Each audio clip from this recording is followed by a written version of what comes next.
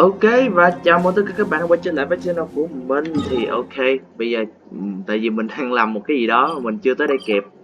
Ok, thì đây sẽ là cái video mình sẽ tìm tất cả các gọi là Weather is not bad today. Oh crud! I thì mình jinxed đã it. làm Now it's bound to rain. thì mình đã làm xong cái sự kiện hơi thở hai gió này rồi. Mình đã hoàn thành hết cốt truyện rồi. Thì sau một cái sự kiện á, thường mà liên quan tới cốt truyện á, thường sẽ xuất hiện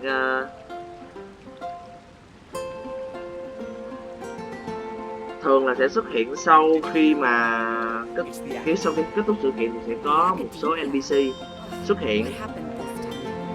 Thì đầu tiên thì chúng ta sẽ kiểu mình kiểu như là tìm hiểu cái cốt truyện đằng sau của sự kiện. Thì chúng ta sẽ đầu tiên thì chúng ta sẽ nhìn thấy ở đây Timaeus với lại Yinger. Chúng ta sẽ nói chuyện thôi với họ thôi. Am I dreaming? Miss Ying-ar, you really came all the way to Mondstadt to see me? Why were you willing to make the trip? I still can't believe it. Why wouldn't I want to come see you? It's not like a quick trip from Liyue to Mondstadt is completely mới vô video mà đang cướp chó rồi. Also, isn't it time for you to drop the miss and just call me Ying-ar? Ying-ar. Ying-ar, nhẹ nhàng thôi mà. Ying-ar. Ying-ar. I think I still need some time to get used to calling you that.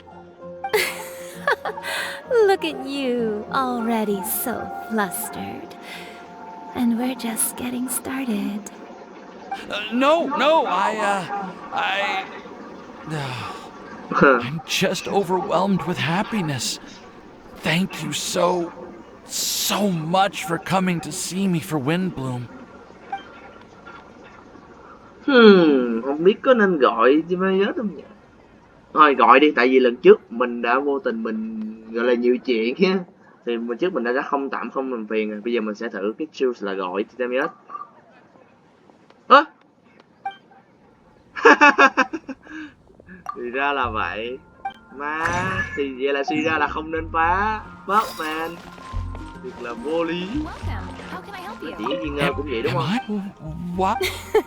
Ra là vậy. Nói chung là mình tìm hiểu xem coi còn vướng gì nữa không. Ying-ar. No, I'm just... Hóa ra là không nên làm phiền. Nhưng nếu mà làm phiền thì đưa qua hỏi là bạn muốn dùng để ghép hay gì. Chắc cọc lắm luôn á. Thì ok, cái người tiếp theo sẽ là các bạn thấy ở trên đó rồi đúng không? Thật sự là mình phải tự đi tìm á, chứ mình chỉ nghĩ là xung quanh đây thôi, nhưng mà vô tình mình nhìn thấy người này. Hello người này. Ngồi xuống nói You chuyện. like the card back from Sino, right? I must admit, I also spent a good amount of effort coming up with a design. His request was quite interesting. He wanted a dragon, a cool pose, and a design that would stand out and awe his opponents. Although the commission was for himself, he wanted the back to be flashy enough to draw the attention of the opposing player. Perhaps there's something that can be said about how, when it comes to Genius Invocation TCG, friendship is more important than competition. He also said that such an impressive card back should be shared with friends. Since he gave it to you, this must mean he considers you to be a close friend. Oh, and speaking of, to repay my efforts, he also gifted me the card back as well. Maybe I'll also give the game a try.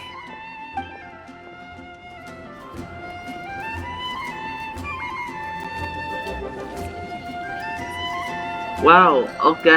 Thì hóa ra là video chỉ không có muốn kiểu như không có muốn nói gì về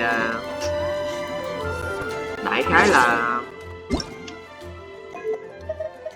là không muốn nói gì về vấn đề sự kiện hay là tiên tri, chỉ muốn nói về việc với Sino thôi.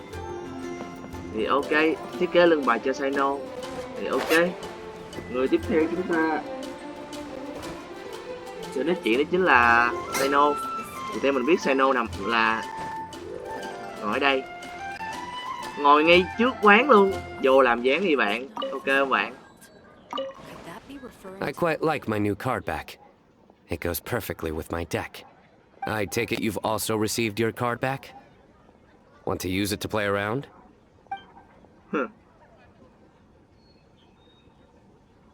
Hả?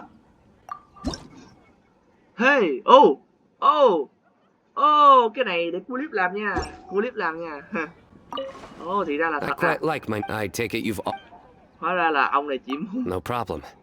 Just come find me again when you're ready. Hóa ra là chỉ muốn đánh bài thôi hả? Đem rồi, để video đi. Không ngờ mình chỉ nghĩ đây là một cái video cơ bản chỉ là tìm lại NPC và sau đó là gọi là tìm mấy cái giống như là để tìm hiểu thôi. Ai về tưởng nói chuyện, ai về là đúng là đòi đánh bài thật. Thì ok, bây giờ chúng ta sẽ gặp anh bạn này. Nhìn Venti có cảm tình phết. Thôi, Well, what do you think? I trust you've enjoyed this year's Windbloom Festival. I'm happy to see you find the time amidst your busy adventures to return to Mondstadt and celebrate the winds of freedom with us. And if you have a moment now, would you care to hear a new love poem I wrote this year? Allow me to recite it for you. This world has never seen such vibrant color. It bestows upon everyone a brilliant hue, a shade more ethereal than white, yet more radiant still than gold. Thơ thẩn như giờ này nữa, biết bây giờ này mấy giờ chưa mà giờ này cũng thơ thẩn nữa. A solitary soul. Maybe a bit too somber. Maybe I should write another one on sweet flowers instead.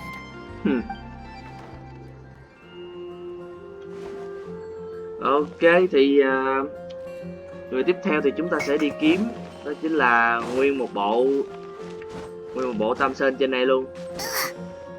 Thực ra tới 4 người lận. Mình đã phải đi một vòng hết xung quanh Mondstadt này chỉ để đi kiếm. Không phải, không hơi tò mò đấy. Vậy là không có gì hết. Tại vì hai bạn này có bữa ở trên cái đồi kia thì có gặp hai người đó đang tỏ tình với nhau liên quan tới lễ hội hoa gió. Cũng là một điều đáng để chúng ta tìm hiểu. Đây thì chỗ này là sẽ tới 4 người nha. Ember, Colay, Eula với Sukro. Đó. Bất ngờ hả? Đây. Hello. Wow. Kale, Sucrose! I brought some home-cooked food. Why don't we enjoy it together? Really? Sounds great! Wow. I must point out a small issue about your cooking. You have a tendency to put a little too much Hương flavor vị in nặng your quá, không quen dishes. đúng không? Sorry.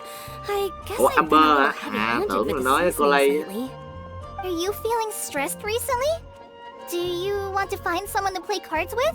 Chơi bài. Really helps with stress. Rồi 4 I tụ đủ promise. rồi. Oh, that sounds Quên, like a good đài bài idea. solo và If I quên vậy recall, both you and Sucrose are ẩu pretty good players, right? Oh, yeah, we are. We've been playing together. And we were actually talking about this just a few days ago. Since you are already familiar, would you mind also showing me the rules sometime? Yeah, Kale seems to be a natural at the game. Maybe she's already the best player out of all of us. Huh? Me? Mỹ. That's right. Mỹ. You've been all talk at the tavern. That little girl from Sumeru is really good at the game. If I can find the chance, I would love to test my skills against her. Really? Isn't that great, Kale? You've become a TCG celebrity. Oh, I...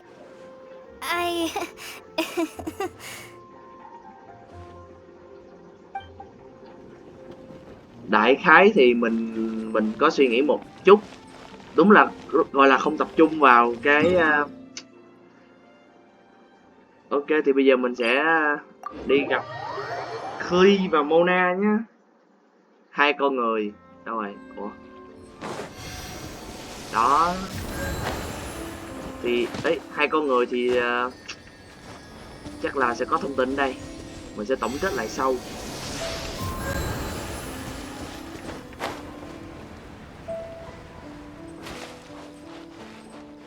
Mona, look! I found a four-leaf clover. It's so pretty. Do you like it? Clee nhìn dễ thương Is quá it à. for me? Thank you, Clee. Could you also say something nice to Clee? Oh, of course. I've actually gotten really good at this. Oh, Miss Clee, our mighty Spark Knight, you are the flame of hope for all of Mondstadt and the vessel for... Huh? What's a vessel? Oh, Chưa. Clee doesn't seem to really appreciate hiểu this kind of hen. praise. Một Okay then. Clee cute là được Clee, rồi. you're super adorable and your hat and backpack are the cutest. Did your mom get them for you? Yep. Mom said that she picked them out with Dodoko, and Dodoko really loves this backpack too, which is why Dodoko's always hanging from the side. Mom also Cute quá said chịu that không nổi someone đâu. else was also helping her pick out the gifts that day. What was the name again? Ah, if Clee remembers correctly, people would call her the Old Hag. Ôm Hà. The old hag? Huh. Okay, well, now that you mention it, the old hag does have a fondness for picking out hats. Wow. Bạn cute quá. Ô, một người trầm tư, một người mặt cute quá, chịu không nổi. Ok, thì bây giờ chúng ta sẽ đến với lại tại ông bạn kia chỉ muốn đánh cờ thôi, cho nên là hai bạn không đi chung, nhưng mà thôi tốt nhất đừng nên đi chung, tại vì sẽ mất vui mất. Các bạn hiểu ý mình không? Chắc chắn sẽ không vui mất, nên thôi tốt nhất đừng nên đi gần nhau. Để mình sang đây mình lấy một ít tên hạt nhân cái. Rồi, bây giờ chúng ta sẽ gặp hai người bạn nữa, một người bạn ít đề cập tới và một người bạn, hai người bạn này cũng ít đề cập tới lắm, để không có xuyên suốt của hành trình đấy. Ủa đâu có tiêu rồi? Oh, there he is.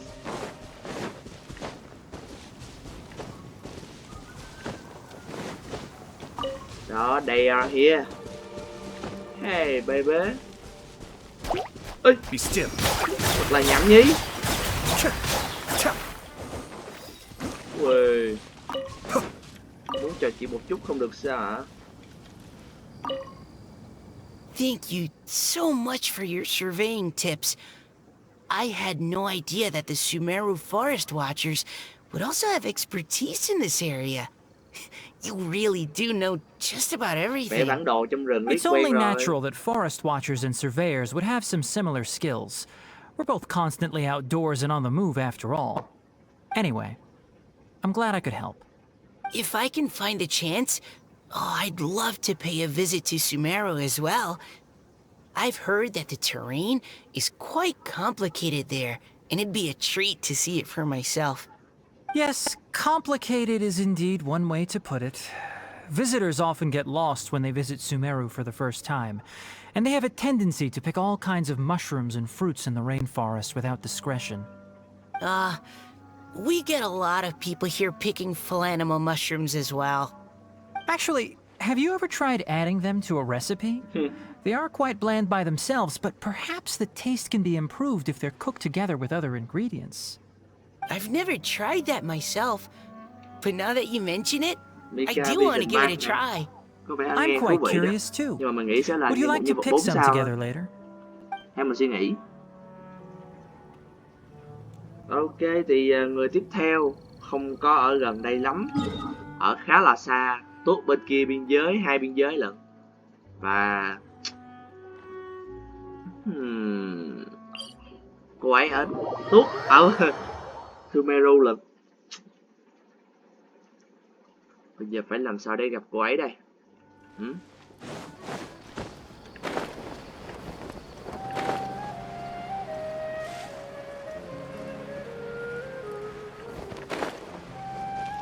Mình cũng đang tìm cách để muốn gặp cô ấy đây. Theo mình thấy thì mình biết ở đâu rồi. Phải làm sao ta? Biết như không biết vậy.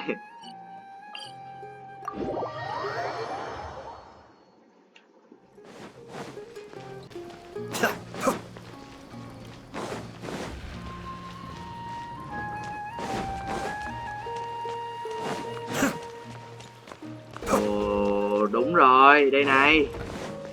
Lần đầu tiên thấy Dia lại xuất hiện ở giáo viện như thế này thì chúng ta sẽ do tương tác thôi. Hey there, traveler. Nice to see ya. Well, Sino's out of the country on a trip, so he got me to come and help his subordinates take care of a few things. I guess you can say I'm his temporary substitute. The atmosphere around here is not too bad nowadays, so I don't mind sticking around once in a while. You've probably got a lot going on yourself, I bet. Good luck with everything. Thì cũng thú thật là nhờ một số người bạn mình có biết là Dia ở đây, chứ thực sự là mình chỉ tìm kiếm xung quanh Sumeru thôi. Thì mình không nghĩ là tìm kiếm xung quanh Mondstadt thì mình không nghĩ là người của Sumeru lại có liên quan đối với sự kiện lần này. Cái này là thật chứ không phải là thế nào, nhưng mà là thật sự là mình không ngờ tới. Nhờ có những bạn góp ý, những người bạn của mình chứ không phải là những người bạn trên video, trên YouTube xem video của mình, để góp ý là hình như là bạn còn thiếu là một vài nhân vật ở Sumeru nữa cũng liên quan tới cái sự kiện này. Thì ok, bây giờ chúng ta sẽ gặp Dia và Setaria, mà mình cũng quên NPC rồi. Hình như NPC này liên quan tới lại là tín đồ của Xích Vương thì phải. Sau khi mà được gọi là giải đáp, sau khi mà giải đáp xong được cái gọi là sự hiểu lầm giữa Thảo Thần và Xích Vương thì cô ấy đã trở thành một người dạy trẻ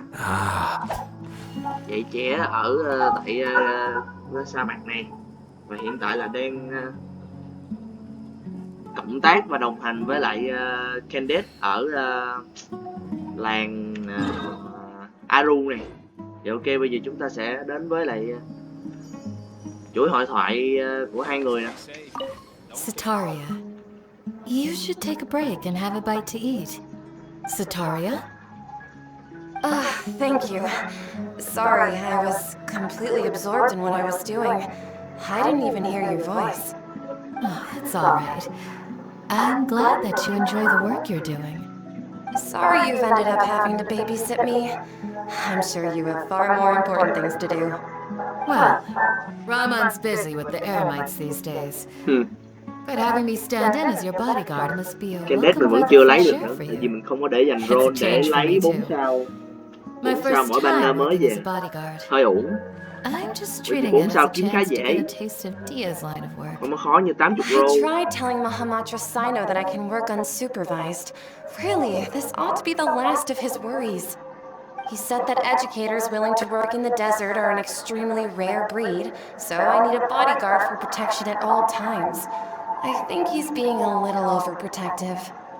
But, at the end of the day, it's why we know we can count on the General Mahamatra. He and I are of the same mind in this case, so I'm very happy to protect you. While you're in our village, we're partners. We don't want to cause you any unnecessary pressure, so please, try to enjoy your time here. Và ok, thì đó là kết thúc những NPC xuất hiện ở trong sự kiện lần này. Mà mình không biết tại sao lại có Candace và Setaria ở đó, thì mình không biết tại sao lại xuất hiện, bởi vì mình thấy không liên quan tới đây cái sự kiện lần này lắm. Đây là sự thật thì mình cảm thấy là không liên quan chứ không phải là không có liên quan. Thì có thể các bạn giải đáp giúp mình ở phần bình luận bên dưới. Thì ok, thì coi như video này nó cũng dài rồi. Thôi thì mình sẽ dừng video tại đây. Hẹn gặp các bạn ở video khác và những cái sự kiện của Genshin Impact tiếp theo. Và cũng mong là sắp tới. Thì ok, thì tạm biệt các bạn. Chúc các bạn có một buổi tối tốt lành. Ok, peace. Will Miss Setaria bring me some new picture books?